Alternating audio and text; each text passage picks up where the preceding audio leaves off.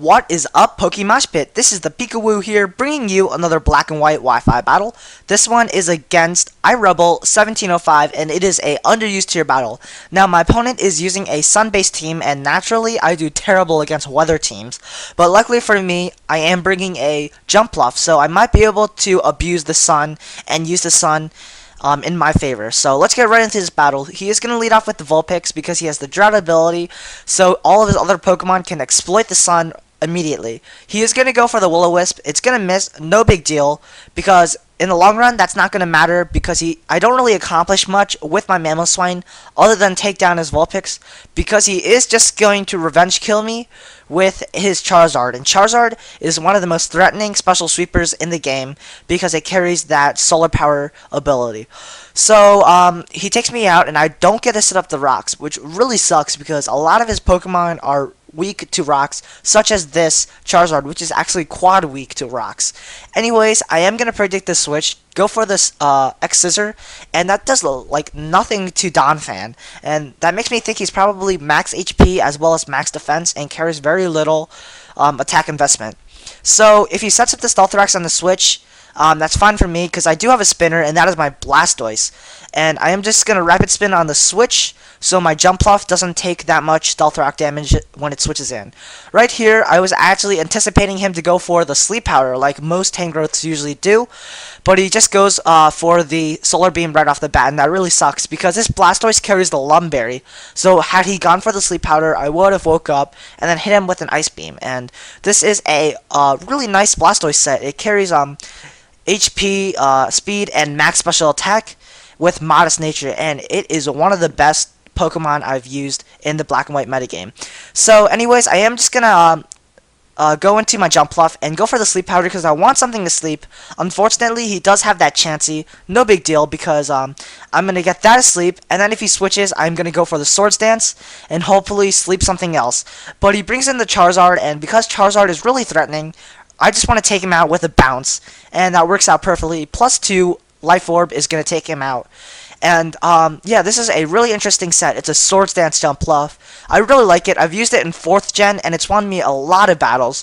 So I decided to make one in 5th generation as well. And as you can see, it's going to do quite a lot of damage against his team. It's going to get this Victini asleep, and then I'm just going to go for the bounce. Unfortunately, he is going to wake up, go for the V-Create, and it is going to miss. But, yeah, it is going to, like, wake up, like, one of the earliest turns, but that's okay. He is going to bring in his Donphan here.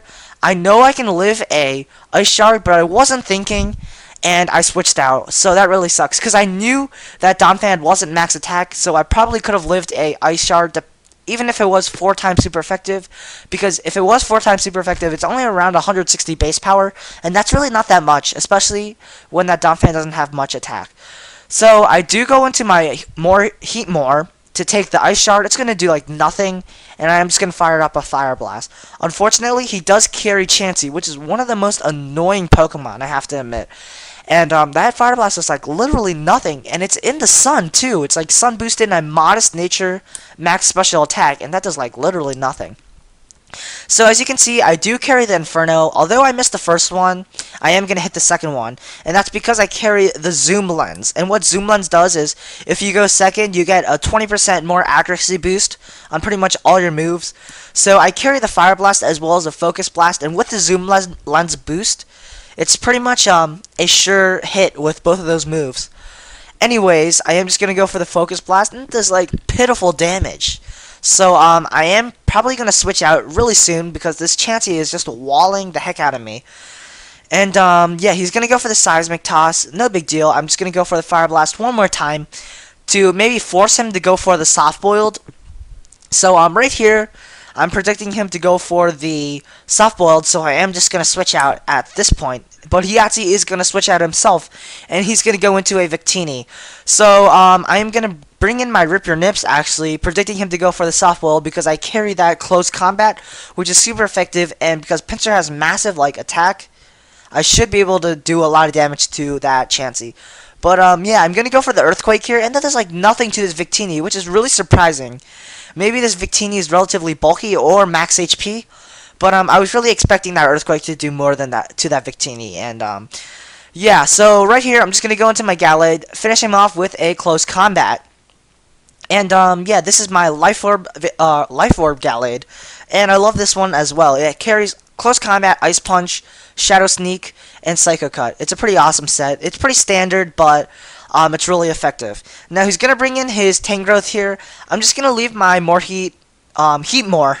Man, I'm saying more heat because of the nickname, but it's Heatmore. Anyways, I'm just gonna leave him as Death Fodder, and if he went for the Sleep Powder, that would have worked out because I'm paralyzed as well. So after leaving him as Death Fodder, I'm just gonna go into my Tangrowth, get something to sleep. If he gets that Chansey, if he brings in the Chansey, no big deal because it's pretty much a setup fodder. I can set up some more Swords Dances as well as if I really wanted to, I could go for the Sleep Powder once more, predicting the switch. Actually, I'm just going to take down this Chansey with a Life Orb Seed Bomb, and that's pretty beneficial. So, now that Chansey's out of the way, it's going to be a lot easier to take down his team because he doesn't have that special wall in the back of his team to help support him. Now, he is going to bring in his Donphan here. Right here, I should have went for the Sleep Powder, but the thing was, I didn't want to miss the Sleep Powder, and I wanted just to get damage on this Donphan, if not kill him. And the reason why is because he has this Donphan as well as his last Pokemon, Tangrowth. And if I take down that Donphan, I'm pretty sure I can live a hit and try to take down this Tangrowth with a close combat. And if I miss that Sleep Powder and not go for the Seed Bomb, I would have, basically, that would have been guaranteed loss for me. So right here, I am going to live that, that Solar Beam with 17 HP, pull off a close combat, and unfortunately he's going to live with the Slither of Health, and that really sucks because I do die to Life Orb Recoil, and had I lived with a little more HP, I could have gotten off a Shadow Sneak, and that would have won me the game, but unfortunately that isn't the case. Really, really close battle. I hope you guys enjoyed that. So if you guys enjoyed, definitely leave me a thumbs up, and this is ThePikaWu. Thank you for watching my battle. Peace out, guys. Oh, and guys, stay tuned for the comment question of the day.